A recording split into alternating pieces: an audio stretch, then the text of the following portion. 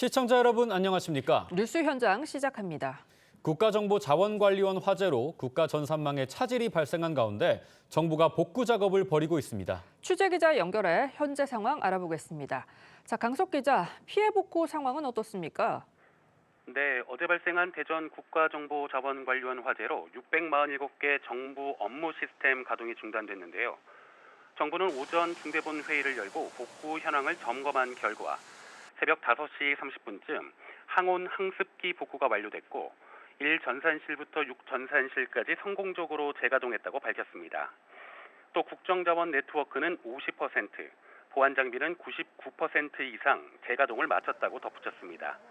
그러면서 통신 보안 인프라 가동이 완료되면 화재로 직접 피해를 보지 않은 551개 시스템을 차례로 재가동할 계획이라고 설명했습니다. 시스템을 하나하나 재가동해보고 정상 작동하는지를 확인하고 있는 겁니다. 하지만 직접 피해를 입은 정보 시스템 96개는 언제 복구될지 가늠하기 어려운 상황입니다. 배터리 폭발 원인을 찾기 위한 합동 감식도 하고 있죠? 그렇습니다. 경찰은 오늘 오전부터 소방당국, 국과수와 합동 감식에 들어갔습니다. 어제 저녁 1차 감식에서는 증거물을 확보했다면 오늘 감식은 화재 원인을 밝히는 데 초점을 맞췄습니다. 이를 위해 어제 전산실에서 반출해 수조에 담가둔 배터리들을 2, 3일 정도 잔류 전기를 빼내는 안정화 작업을 거친 뒤 국과수에 감식을 의뢰할 계획입니다. 경찰은 20명 정도의 규모로 전담 수사팀을 구성해 배터리 폭발 원인을 조사하기로 했습니다. 이런 가운데 국회 행안위 소속 여야 의원들이 화재 현장을 찾아 행안부 보고를 받았는데 화재로 소실된 시설과 시스템 복구는 100% 가능하지만 최소 2주 정도 시간이 걸릴 것이라는 설명이 있었습니다. 추석 연휴가 끼어있는 이 기간 동안 국민들 불편이 불가피할 전망입니다. 지금까지 보도국에서 전해드렸습니다. 지금 국회에서는 정부 조직 개편에 맞춰 상임위 명칭을 변경하는 국회법 개정안에 대한 무제한 토론이 진행되고 있습니다. 잠시 뒤 본회의에서 다수 의석을 가진 여권 주도로 무제한 토론을 강제 종료하고 표결을 진행할 예정입니다. 국민의힘은 이 시각 서울에서 여당의 입법 독재 등에 반발하는 두 번째 대규모 장외 집회를 열고 대여 투쟁을 이어갑니다. 취재기자 연결하겠습니다. 자, 신경희 기자, 장외 집회 시작됐습니까? 네, 장동혁 대표 등 국민의힘 지도부는 방금 전 오후 2시부터 서울시청 인근에서 장외 집회를 시작했습니다. 동대구역 앞에서 집회를 벌인 지 일주일 만인데요. 국민의힘이 서울에서 장외 투쟁에 나서는 것은 자유한국당이 2020년 1월 광화문 광장에서 집회를 연 이후 5년 8개월 만입니다. 국민의힘은 민주당의 조희대 대법원장 사퇴 압박과 정부조직법 수정안을 비롯한 입법 강행 등을 규탄할 방침입니다. 특히 민주당이 모레 조희대 대법원장 청문회를 개최하기로 하고 출석을 압박하는 상황에 대해 일반 국민들도 거부감이 강하다는 점을 소구할 예정입니다. 당에서는 수도권 당협을 중심으로 10만 명 안팎의 인원이 모일 것으로 보고 있는데요. 대구 집회 당시에는 7만 명이 모였습니다. 네, 신 기자, 이 국회법 개정안 필리버스터는 그럼 언제까지 이어집니까? 네, 국민의힘은 어제 오후 7시 35분부터 국회법 개정안에 대한 무제한 토론에 돌입했습니다. 민주당은 직후 필리버스터 종결 동의서를 제출했는데요. 국회법상 제적의원 5분의 3 이상이 동의하면 24시간 후 토론을 중단시킬 수 있기 때문에 민주당은 오늘 밤 7시 30분이 넘은 시각 국회법 개정안 필리버스터를 표결로 강제 중단하고 법안 처리에 나설 전망입니다. 국회법 개정안은 검찰청 폐지 등을 담은 정부조직법 개정안 후속 조치로 마련됐습니다. 정부조직 개편에 따라 상임위원회 명칭을 변경하거나 상임위 소관 사항을 조정하는 것이 골자입니다. 민주당은 국회법 개정안이 오늘 밤 통과되면 국회증언감점법 개정안을 상정할 예정이고 국민의힘은 해당 법안에도 필리버스터로 대응할 방침입니다. 지금까지 정치부에서 전해드렸습니다. 자, 들으신 것처럼 오후 2시부터 이 국민의힘은 서울 도심 이 덕수궁 앞에서 장외 집회를 열고 대법원장 사퇴 압박과 특검 수사의 편향성 등 이 정부 민주당을 향한 공세에 나섰습니다. 국회에서는 국회법을 두고 무제한 토론, 필리버스터 대치가 이어지고 있는데요. 전문가들과 정치권 쟁점 자세히 짚어봅니다. 조기현 민주당 법률위 부위원장, 김기흥 국민의힘 미디어 대변인 나오셨습니다. 안녕하십니까? 안녕하세요. 반갑습니다. 네, 국민의힘에서 2차 장외 집회를 이제 막 시작을 했습니다. 제목이 야당 탄압 독재 정치 국민 규탄 대회인데 살펴보니까 서울에서 장애 집회를 여는 게 거의 네. 6년 만입니다. 네. 네.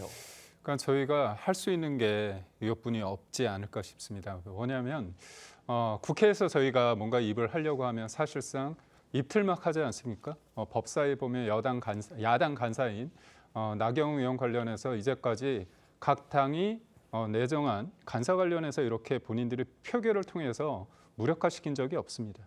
그리고 모든 것들을 다수 결에 의해서 일방적으로 독주하고 있는 상황에서 그렇다면 지금 야당에 대한 어떤 탄압 이걸 넘어서서요. 사실상 이재명 대통령의 사법 리스크를 없애기 위해서 그리고 윤석열 전 대통령에 대한 판단을 무조건 유죄로 만들기 위해서 사법부를 뒤흔들고요.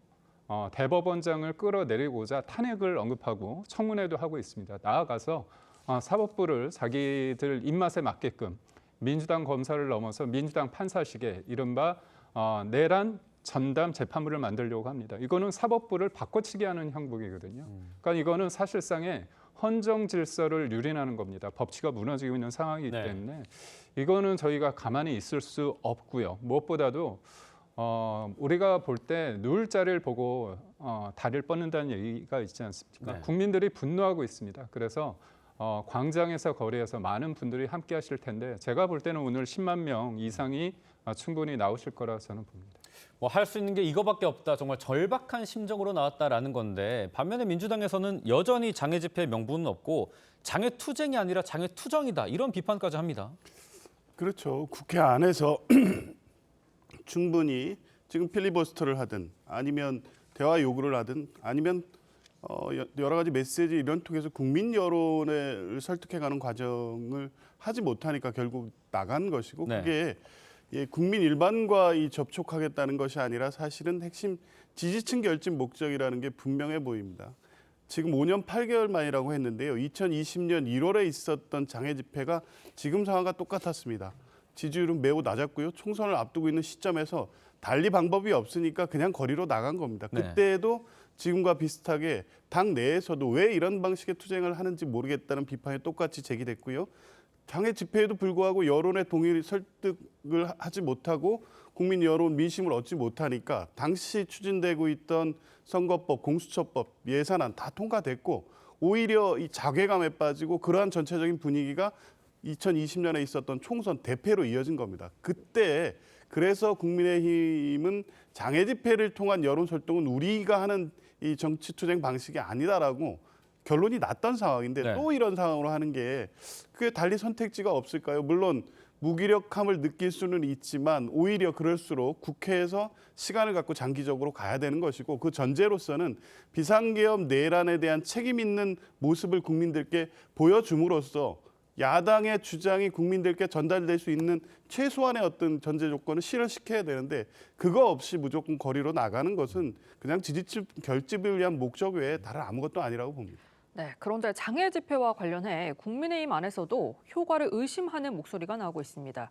하지만 장동혁 대표는 장외 투쟁보다 효과적인 방법이 없다면 참여해야 한다고 강조했습니다.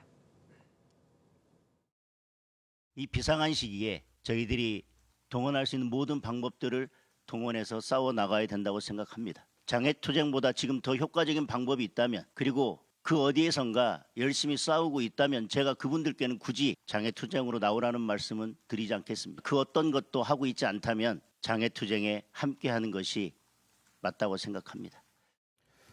자, 그 어떤 것도 하고 있지 않다면 장애 투쟁에 함께하는 게 맞다라는 건데 이 야당 내 일부 의원들의 반응은 좀 미온적입니다. 국민의힘의 김재섭 의원은요. 집회 가지 않을 생각이다. 중도층 마음을 돌리는 데 효과가 없고 수도권 민심을 지도부가 잘 아는 게 중요하다라고 얘기를 했고요. 배현진 의원은 국감도 앞두고 여러 행사들이 있는데 장애 집회를 계속하면 당원들 피로도가 쌓일 것이라고 우려를 했습니다. 지금 내부에서 좀 이견이 있는 모양새입니다. 그러니까 두 가지 측면이 있는 것 같아요. 하나는 왜 장애 투쟁에 몰입하느냐. 근데요, 저희는 국회에서 싸웁니다. 필리버스터도 하고 국정감사도 할 거고 상임위에서 싸웁니다. 그런데 그 싸움에 있어서 결국은 수적 다수에서 우리의 어떤 입장이 관철되지 않는다는 무력감이 있는 겁니다. 예. 그래서 요즘 박찬호 감독의 어쩔 수가 없다. 그런 영화 제목이 있지 않습니까? 예. 그런 어떤 현실을 반영하는 거고요. 두 번째는 끊임없이 만들어낸 내란과 극우 프레임. 그 프레임에 대해서 우리가 지금 이겨내야 됩니다. 지금의 대통령, 이재명 대통령 그리고 민주당이 대한민국의 모든 것들을 쥐락펴락하고 있습니다. 권한이 큰 만큼 그 권한의 크기만큼 저희가 책임을 물어야 됩니다. 야당의 존재가 여당 그리고 나아가서 정부를 견제하는 거거든요. 그렇다면 지금 관세 협상 관련해서 제대로 하는 게 있습니까? 그렇지만 우리 국민들한테 새빨간 거짓말을 하지 않았습니까? 지금 우리는 여전히 25% 막고 있고요. 3,500억 달러 플러스 1,500달러를 했는데 우리는 트럼프의 얘기를 들은 건 뭡니까? 선불 얘기가 나오고 있습니다. 예. 그런데 그때 당시에 대통령실에서는 너무 합의가 잘 돼 있어서 뭔가 합의서가 필요 없을 정도로 정상회담이 잘 됐다 그렇게 그렇죠. 얘기하지 않았습니까? 그렇다면 관세 협상과 그리고 한미 정상회담 이후에 진짜 국익을 위해서 뭘 했습니까? 그러니까 결국은 우리가 사법 시스템을 통해서 국가가 법치가 무너지고 있고 그리고 우리가 수출을 의존해서 뭔가 우리의 어떤 국익을 최선화하는 데 있어서 관세 협상 제대로 하는 거 없지 않습니까? 그리고 정부 조직법 개편 통해 가지고 검찰을 아예 없애려고 합니다. 그리고 본인들이 앞으로 예산을 쥐락펴락하기 위해서 기획재정부의 예산 기능을 빼서 국무총리실 밑에 기획예산처를 만들고 있지 않습니까? 이런 일련의 상황은 굉장히 여야가 합의해서 논의해서 해야 되는 상황인데도 불구하고 폭주하고 있지 않습니까? 결국 저희가 말씀드린 건 뭐냐면 우리가 광장에서 쏟아내는 것은 단순히 이재명 대통령에 대해서 비판을 넘어서 이제까지 했던 행동에 대해서 하나하나에 대해서 국민적인 어떤 요구, 국민적인 어떤 책임을 말씀을 드리는 겁니다. 그렇기 때문에 저는 이 투쟁의 방식이 무조건 옳다고 보진 않아요. 그렇지만 우리는 원내 투쟁과 원외 투쟁 이걸 투트랙으로 하고 있기 때문에 김재섭 의원이나 그다음에 또 이거에 대해서 배현진 의원 같은 경우에 의견은 존중합니다. 하지만 참여하지 않기 때문에 참여하는 사람들의 어떤 무게와 존재감의 목소리에 대해서 폄훼하는 건 맞지 않습니다. 네, 그런데 이렇게 국민의힘에서 내세우고 있는 야당 탄압, 독재 정치라는 구호만으론 중도층을 설득하기 어렵다는 지적도 있는데요. 이 장애 집회 득과 실 어떻게 보시는지요? 저는 아무런 득이 없고요. 계속 이 국민의힘의 어떤 정치 상황이라든가 국민적 지지의 마이너스 요인만 될 거라고 봅니다. 지금 내란과 극우를 프레임이라고 말씀을 하셨는데 저는 국민의힘의 현재적 정체성을 가장 명확하게 표현하는 단어라고 봅니다. 네. 내란은 12월 3일 비상계엄 내란에 대해서 내란죄 혐의로 윤석열 전 대통령이 재판을 받고 있고요. 형법상 내란죄의 성립 요건은 크게 다툼의 여지가 없을 정도로 분명해 보입니다.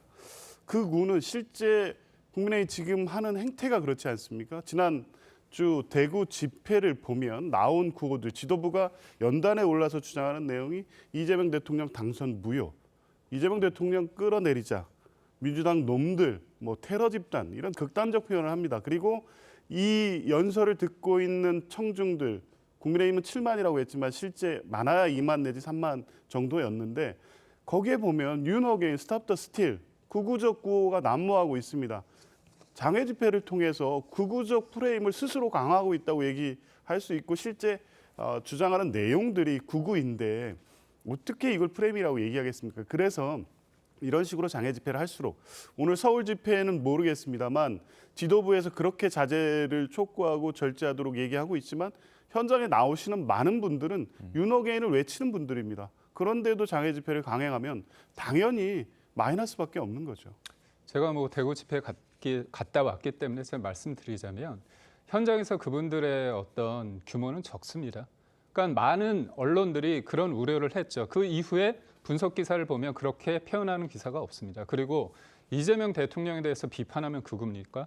전 부정선거를 믿지 않지만 부정선거에 대해서 의혹 제기를 하면 극우입니까? 저는 이 극우라는 단어가 너무나 남용되고 있고요.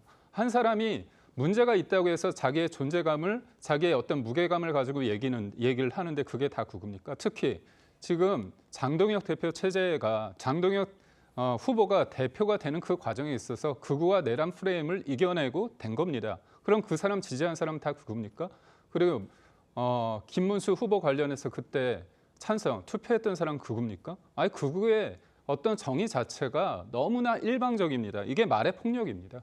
알겠습니다. 아스팔트 극우 세력의 편입과 그리고 중도층 민심을 어떻게 확보할지 국민의힘에서 상당히 고민을 해야 될 쟁점이라고 생각을 하고 이번에는 방통위 폐지 얘기를 좀 다뤄보죠. 방송통신위원회를 폐지를 하고 방송미디어통신위원회, 방미통이라고 합니다. 아직 좀 입에 달라붙진 않는데 신설하는 법안이 통과가 됐습니다. 이진숙 위원장은요. 자동 면직 수순을 밟게 됐습니다. 이진숙 위원장 강하게 반발하면서 오늘 오전 기자회견을 열고 법적 대응 방침을 밝혔습니다. 과방 의원들 입장과 함께 모아봤습니다. 들어보시죠. 이번 법안은 저는 치즈 법령 또 표적 법령이라고 정의합니다. 왜 치즈 법령입니까? 너무나 허점이 많습니다. 곳곳에 구멍입니다. 구멍이 많은 치즈 법령이고 또 저에 대한 표적 입법입니다. 소위 민주당의 강성 지지자들인 개딸들에게 추석 위성 선물을 하려고 충분한 협의 없이 이 법을 통과시킨 거 아닙니까? 방송통신위원회를 제대로 이끌지 못한 관련 당사자는 자연인으로 돌아가 역사 앞에 진솔히 반성하며 자숙하는 것이 국민 앞에 최소한의 도리임을 분명히 밝힙니다. 네, 이진숙 위원장 허점이 많은 법안이다. 헌법 소원, 가처분 등 가능한 모든 법적 대응에 나서겠다고 했습니다. 어떤 점에서 위헌적 요소가 많다고 보시는지요? 우선적으로 한 사람을 찍어내기 위해서 조직 자체를 바꿉니다. 근데 방송통신위원회에서 방송미디어통신위원회로 바뀌는데요. 유일하게 한 사람 정무직망 면직을 합니다. 그렇다면 법안에 왜 정무직망 바뀌어야 되는지에 대한 이유가 없습니다. 그런 이유가 없고요. 또 하나는 앞서 말씀드린 것처럼 이거는 표적입법이다. 추출하는 어떤 목적이 다분하다는 거죠. 법이라는 건 일반성이 있어야 됩니다. 그래서 특정 사안인과 특정인에 대해서 뭔가 유리하거나 불리하면 되는 게 아닙니다. 그러니까 우리가 법의 지배란 말이 있는데 지금의 민주당은 법을 이용한 지배를 하는 거죠. 이거는 사적인 지배고 이게 바로 야만과 폭력인 겁니다. 그렇기 때문에 저는 민주당이 예전에 야당일 때는 이재명 대통령을 위한 위인설법을 굉장히 많이 만들었다면 지금은 원포인트로 이 이준숙 방통위원장을 찍어내리기 위해서 아예 조직을 바꾸고 조직을 새롭게 만든다는 거 아닙니까? 이 기존에 있던 방통위와 방송미디어통신위원회 차이가 딱 하나 있습니다. 그게 뭐냐면 사실상 이준숙이 있냐 없느냐의 차이뿐입니다. 네, 반면에 민주당에서는 축출하려는 법안이 아니라 방송 공공성을 위한 법이라고 주장을 합니다. 그런데 이 법안이 통과된 직후에 민주당 의원들 반응을 좀 살펴봤습니다. 박지원 의원은 이진숙 씨 빠이빠이 안녕히 가세요. 개인 신용카드로 마음 내키는 대로 빵도 사잡수십시오라고 했고 박선원 의원은요. 방송미디어통신의 민주주의 창달을 위한 도약, 이진숙을 그만 봐도 된다는 건 보너스다 이렇게 게시를 했습니다. 공공성을 부각시키기보다는 이진숙 위원장에 대한 좀 분노가 더 드러나는 그런 그림입니다. 분노가 드러날 수밖에 없는 게 2024년 7월 임명 자체가 돼서는 안 될 인사였습니다. 그때 방송통신위원장 그 이전에 이동관, 김홍일 또 지금 이준숙 위원장으로 연결되는 이 목적 자체가 KBS하고 MBC 또 EBS의 이사진 개편을 통해서 방송을 장악하겠다는 의도를 분명히 하고 있었고 그 부분에 대해서 탄핵이라는 민주당 극단적인 이 방법을 써가면서도 그렇게 가지 말라고 계속 경고했음에도 불구하고 결국 이진숙 위원장까지 임명한 거고 임명하자마자 당일 10시간도 안 돼서 KBS 방문진 이사진을 바로 임명합니다. 물론 그래서 이제 탄핵소추 의결이 됐고 몇 달 동안 직무가 정지됐는데 목적 자체가 방송 장악 목적이었던 거고 실제 그 이전 인사청문회 과정에서 보여준 모습들을 보면 역사인식, 방송의 독립성의 수호 의지 전혀 없었습니다. 네. 그리고 법인카드 유용 의혹은 계속 제기되고 있었고요.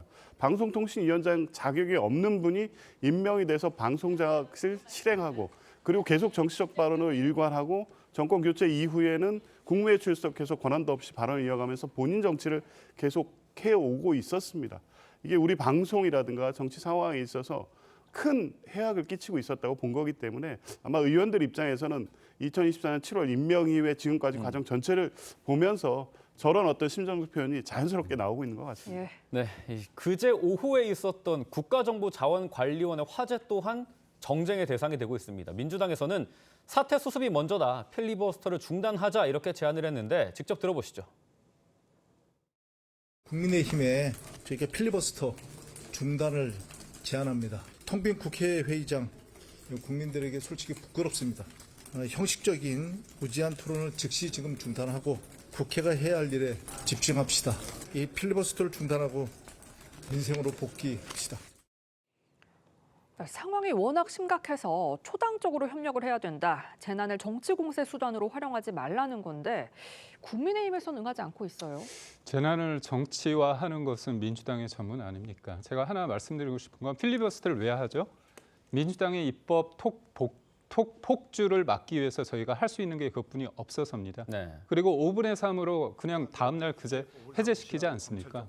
네, 앞뒤가 안 맞는 겁니다. 지금 민생이 중요시하다고 한다면 사실상 저번에 덧센 특검안 관련해서 기간을 연장하는 부분과 조직 개편안 관련해서 여야가 합의하지 않았습니까? 본인이 그 합의문을 쓰레기통으로 쳐박아놓은 쪽이 민주당 아닙니까? 그렇기 때문에 지금 민생을 얘기한다는 게 어불성설이고요. 저는 지금 민주당이 만약에 야당의 어떤 장애 집회나 이런 여야 협치를 원하신다면 딱 두 가지를 해주시면 됩니다. 이제까지 폭주했던 법안중 관련해서 조직 개편을 통해서 이렇게 나라 전체를 여러 가지 영향을 끼칠 수 있는 그런 부분에 대해서 다시 한번 재논의를 해주시고요. 또 하나는 지금 관세 협상 관련해서 국민들이 많이 불안해합니다.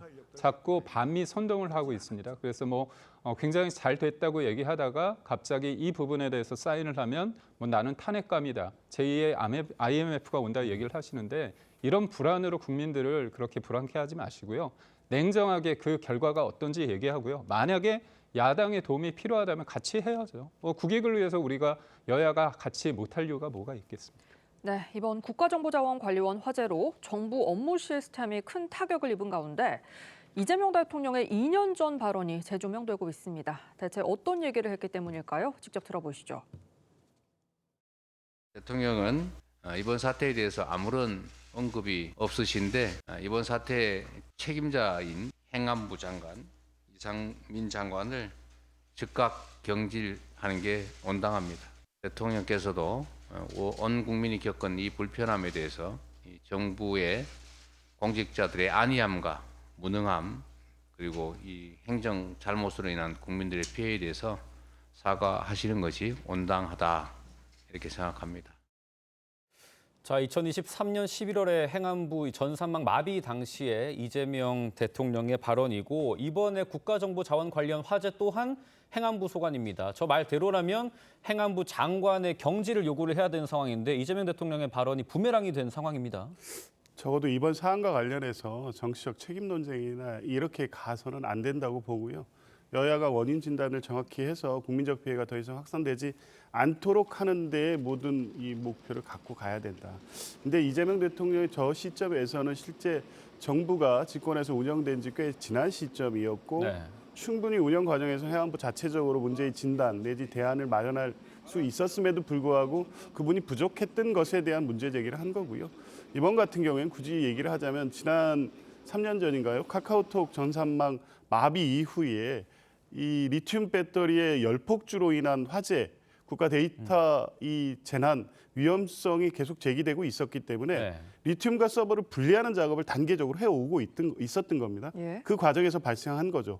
물론 정부가 더 꼼꼼히 챙기고 했어야죠. 지난 정부부터 시작된 일이기 때문에 전 정부와 이번 정부를 넘어가면서 실제 국가 데이터 정보 시스템을 안정적으로 관리 운영하기 위해서 어떤 대책이 필요한지 그리고 지금 하루라도 빨리 한시라도 빨리 피해 복구를 해서 국민들 불편함을 없게 하는데 여기에 이제 모든 초점을 맞춰야지 지난 정부에 있었던 일의 발언 또 책임론, 사퇴론 이걸 논할 때는 아니라고 봅니다. 네, 국민의힘에서는 행안부 장관 경질을 촉구하고 있는데 사퇴 수습이 먼저라는 의견도 있거든요. 사퇴 수습이 먼저일 수 있습니다. 그렇지만 어느 정도 되면 책임을 져야죠.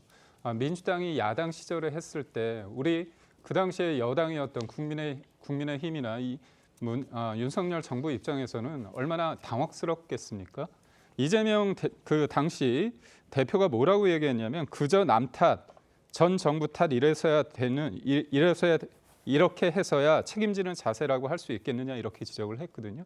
지금 보면 윤석열 정부 때 제대로 안 했기 때문에 이렇다 또 남 탓하는 거 아닙니까? 그래서 저는 뭔가 어느 정도 정리가 되면 책임 있는 어떤 자세를 보이는 게 맞다고 봅니다. 네, 지금까지 정치권 쟁점 짚어봤습니다. 두 분 말씀 여기까지 듣겠습니다. 감사합니다. 감사합니다. I was a ghost, I was alone. 두어진 길 속에 Given the throne, I didn't know how to believe I was the queen that I'm meant to be. I lived two lives, tried to play both sides, but I couldn't find my own place. Dreaming hard, we came so far now. I believe we're going up it's our moment. You know together we're going. Gonna be golden. Up with our voices. Going to get you so often. Gonna be golden. 네, 주말을 달구는 사건 사고 소식 전문가와 짚어보겠습니다. 네, 하재근 사회문화평론가 모셨습니다. 안녕하십니까? 안녕하세요. 네, 이 국가정보자원관리원 화재가 발생 22시간 만인 어제 저녁에 완전히 진화가 됐습니다. 중요한 건 국가 주요 행정과 민원 서비스가 언제 복구되냐 이건데 얼마나 진행이 됐습니까? 네, 중앙재난안전대책본부에 따르면 오늘 오전 7시까지 절반 이상의 네트워크 장비가 복구됐다고 합니다. 핵심 보안 장비가 99% 이상 복구가 됐고 항원 항습기, 네트워크 장비 이런 것들을 순차적으로 복구한 뒤에 전산 시스템을 재가동할 계획인데 이 전산 시스템이 총 647개 가운데 85%인 551개를 오늘 이제 재가동할 것으로 예측이 되고 이 서비스들이 화재 피해가 없는 시즌때부터 재가동할 계획이라고 합니다. 네, 이번 화재로 우체국 서비스라든지 모바일 신분증을 이용을 할 수 없게 되면 큰 불편이 이어졌거든요. 특히 병원이나 공항에서 발을 동동 구르는 일도 있었다고요. 네, 모바일 신분증 시스템이 제대로 이제 작동을 안 해서 병원 접수를 한다든지 공항이라든가 여객 터미널을 이용한다든지 신분증을 제시해야 되는 곳에서 일을 제대로 못하니까 많은 분들이 발을 동동 굴렀다고 하고 그리고 한때 우체국 금융 우편 시스템이 또 마비가 돼서 우체국 금융을 이용하시는 분들이 또 이제 잠시 불편을 겪기도 했습니다. 당장 이제 또 추석을 앞두고 있지 않습니까? 추석 전에는 좀 복구가 가능할까요? 지금 다행히 모바일 신분증 시스템은 복구가 됐다고 하고 제가 아까 말씀드렸던 것처럼 여러 시스템이 오늘 중으로 복구가 될 예정이라고 하는데 다만 정확히 100% 복구가 언제까지 될 것인지에 대해서 아직 얘기가 나온 게 없습니다. 그래서 정부 측에서는 최대한 빨리 복구할 것이고 그 모든 상황을 투명하게 공개하겠다. 여기까지 지금 이야기가 나온 상황입니다. 네, 다음 소식도 짚어보겠습니다. 이 개그계 대부 전유성 씨가 오늘 영면에 들었습니다. 후배들은 눈물로 이 마지막 길을 배웅했는데요. 추모사 직접 들어보겠습니다.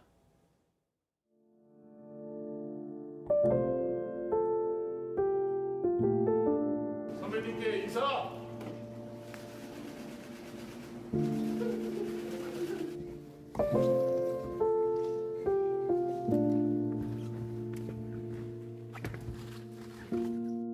전유성 선배님께서 하시는 마지막 무대입니다.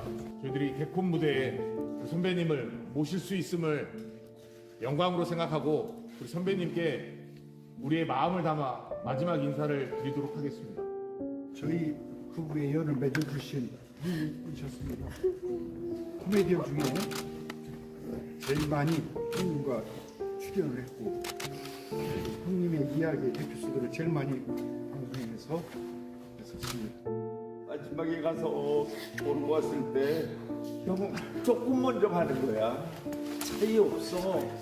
우리도 곧 가. 그러니까 그래 내가 먼저 가 있을 때니까 거기서 친구 만나자. 거기서 만나 형.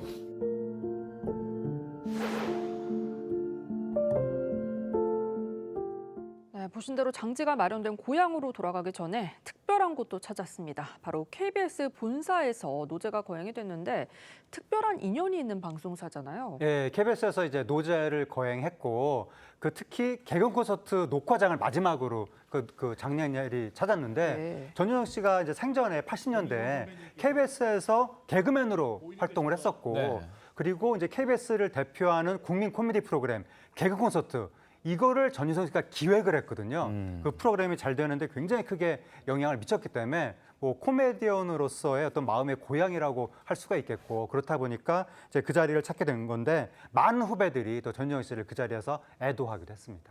네, 정말 많은 후배와 동료들이 이 전유성 씨의 마지막 길을 함께 했는데 오늘 오전 엄수된 연결식에서는 이 최양락 씨와 이홍렬 씨가 고인의 일생을 되짚었고 코미디계 대부의 연결식답게 또 후배들이 웃음으로 또 고인의 넋을 위로하기도 했다고요. 예, 그러니까 전유성 씨가 언제 어떤 상황에서는 항상 위트를 잊지 않았었거든요. 그랬죠. 계속 그 후배들을 웃기고 개그맨을 웃기는 개그맨으로 유명했었는데 그렇다 보니까 이제 마지막 가는 길에도 노제를 총괄하는 김학래 씨가 선배님이 평상시에 가장 좋아하고 웃었던 것이 김정열 씨의 숭구리 당당이었다. 네. 뭐 숭구리 당당 한번 해보겠다 이렇게 얘기하니까 그 자리에 있던 김정열 씨가 그 말을 받아서 뭐 선배님을 뭐 웃으시면서 가길 기원하는 마음으로 뭐 아랫도리를 풀어드리겠다라고 하면서 숭구리 당당 퍼포먼스로 마지막까지 고인을 웃음으로 보내드리는 모습을 보였습니다. 네, 분위기를 좀 바꿔서 다음 소식도 짚어보겠습니다. 어제 많은 분들 보셨겠지만 여의도 한강공원에서는 20일에 불꽃축제가 열렸습니다. 이번 축제에 3개 국가가 참여를 했는데 특히 마지막 한국팀의 K-팝 데몬 헌터스 이 골든을 배경으로 한 불꽃이 화제였죠. 네, 한국팀의 불꽃이 상당히 화제였는데 일단 이 이탈리아 팀 같은 경우에는 잔잔한 성악곡으로 시작해서 나중에 또 화려하고 강렬한 피날레로 이제 그 불꽃을 마쳤고 그 다음에 캐나다 팀이 등장해서 스타워즈 OST라든가 웅장한 또 OST 음악들 이런 걸로 신나는 불꽃놀이를 선보였는데 그 다음에 이제 한국 팀이 등장해서 처음에는 피아노 곡으로 시작했다가 K-팝으로 넘어간 거예요. 그래서 무슨 뭐 아이유 씨의 네모의 꿈에 맞춰서 사각형 모양의 불꽃이 연출이 되고 또 K-팝 데몬 헌터스의 골든 여기에 맞춰서 왕관 모양의 불꽃이 나오고 여러 가지 화려한 불꽃이 나오면서 관객들의 탄성을 자아냈습니다. 어제 정말 서울 도심 어딜 가든 꽉꽉 막히면서 사람들이 많았는데 이 때문에 이 불꽃축제 때문에 여의도 일대 관람객만 100만 명이 넘게 모여들었다고 해요. 도대체 이 질서와 안전 유지를 위해서도 인력이 얼마나 투입됐는지 궁금합니다. 네, 뭐 100만 명이 모이다 보니까 엄청나게 많은 이제 안전 운영 요원들이 투입이 됐는데 일단 한화 측에서 뭐 임직원 봉사단 뭐 이런 식으로 해서 3,700여 명의 운영 요원을 투입했다고 합니다. 그리고 또 뭐 서울시, 또 서울경찰청, 서울 소방재난안전본부 이런 등등해서 5천여 명을 투입을 한 거예요. 그러니까 거의 10,000명이 가까운 인원이 투입이 됐고 또 한화에서 통신사하고 연계해서 뭐 안전관리 앱을 활용하기도 했고 여의도뿐만이 아니라 인근의 마포동, 이천동에 이르는 전 구간에 그 CCTV를 활용해서 시민들의 동선을 실시간 추적하면서 안전관리가 이루어지기도 했습니다. 네, 다행히 사고 없이 불꽃축제 무사히 끝났습니다만 이 행사를 앞두고서 한강 테러 예고글이 올라와서 또 현장에 긴장감이 감도기도 했죠. 27일 새벽에 인터넷 커뮤니티에 한강 테러를 예고하는 글이 올라온 거예요. 거기 어떤 사람이 지금 한강에 가서 다 뭐 살아야겠다 이런 식의 글을 올린 겁니다. 현재 경찰이 추적하고 있다고 하는데 경찰이 그 안전 여러 가지 사고를 예방하기 위해서 한강 일대에 한강 공원 일대에 3,400여 명의 인력을 현재 배치했습니다. 네, 하재근 사회문화평론가 모시고 사건 사고 소식 짚어봤습니다. 오늘 말씀 감사합니다. 감사합니다.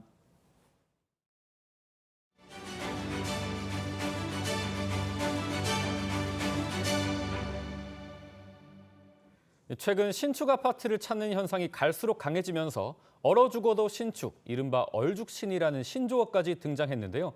차별화를 위해 신축 아파트 단지들의 커뮤니티 시설도 점차 진화하고 있습니다. 골프 연습장과 수영장 같은 운동시설은 물론이고 쇼핑몰과 북카페 같은 편의시설도 생기고 있습니다. 이유경 기자가 특색 있는 커뮤니티 시설을 둘러봤습니다. 3,400세대가 입주를 시작한 49층 높이의 매머드급 주거단지. 내년 3월에는 국내 최초로 유명 복합 쇼핑몰이 4층 규모로 단지 안에 들어섭니다. 입주민들이 밖에 나갈 필요 없이 쇼핑과 문화생활을 할 수 있는 이른바 슬세권 단지가 되는 겁니다. 주민들은 벌써부터 기대감을 표시합니다. 집 앞에서 유모차만 끌고 바로 내려올 수 있다는 게 유모차랑 도보권으로 이용할 수 있다는 게 저는 가장 큰 메리트로. 25m 비거리의 골프 연습장도 다른 단지와 차별화된 시설입니다. 내려와서 바로 이용할 수 있으니까 시간이 뭐 늦게까지 하면은 훨씬 더 이용하기가 좋겠죠. 아파트 꼭대기에 있는 인피니티 풀과 실내 수영장. 손님들을 편하게 맞을 수 있는 게스트하우스에 대형 서점을 옮겨놓은 듯한 북카페까지. 커뮤니티 시설을 통해 이웃 간의 관계도 돈독해집니다. 커뮤니티란 공간 속에서 같이 운동을 하고 같이 식사를 하고 그러면서 서로 이제 몸으로 부딪히다 보니까 서로 정이 생기고 이웃을 이해하는 능력이 높아지고. 실제로 한 조사에서 살고 싶은 주택 유형 1위는 커뮤니티 시설이 잘 갖춰진 것으로 선호도가 전년보다 9%포인트 더 올랐습니다. 커뮤니티 시설이 주거 선택의 중요한 기준이 되고 있습니다. 프라이빗 영화관과 암벽 등반장, 캠핑장 등 이생 커뮤니티 시설도 생기고 있는 상황. 아파트가 주거 공간을 넘어 여가와 취미 생활을 즐길 수 있는 안식처가 되고 있습니다. TV조선 이유경입니다.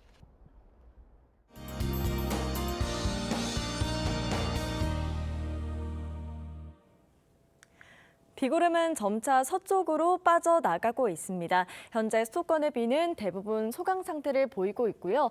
호남과 경북을 중심으로 비가 내리고 있는데요. 호남에는 최대 40mm, 영남 지역에는 5에서 30mm, 강원 동해안에는 5에서 20mm의 비가 예상됩니다. 비는 오늘 오후 대부분 잦아들겠고요. 전남과 경남은 밤에 그치겠습니다. 오후까지 중부 서해안에는 바람이 강하게 불겠고요. 남해안과 제주 해안에는 너울성 파도에 주의해야겠습니다. 비가 내리면서 오늘 한낮에도 기온이 크게 오르지 못하겠습니다. 낮 최고 서울이 23도, 청주와 대전 22도, 대구 24도로 어제보다 많게는 7도가량 기온이 낮겠습니다. 당분간 대체로 선선한 날이 이어지겠고요. 다가오는 화요일 중부지방과 경북에 약한 비가 내리겠습니다. 날씨였습니다. 9월 28일 일요일 뉴스 현장은 여기까지입니다. 함께해 주신 여러분 고맙습니다.